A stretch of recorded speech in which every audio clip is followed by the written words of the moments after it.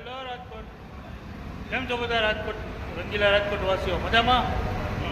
મજામાં જ હોય ને. આપણી બધાની પ્રિય એવી નવરાત્રિ હાલે છે. જો અમે આવી ગયા છે ગોલા ખાવા. થોડી થોડી રાજકોટમાં ઠંડી છે, થોડી થોડી ગરમી છે, પણ ઉનાળો જાતા જતાય ચોમાસું જાતા જતાય ગોલા તો ખાઈ લેવાનો. રાજકોટ વાસીઓનું કાંઈ નક્કી જ નહીં, કઈ ગોલા ખાય, કઈ લસ્સી પીએ, કઈ શેરડીનો રસ પીએ, ને પછી કઈ ગરમા ગરમ ખાવો પી લે.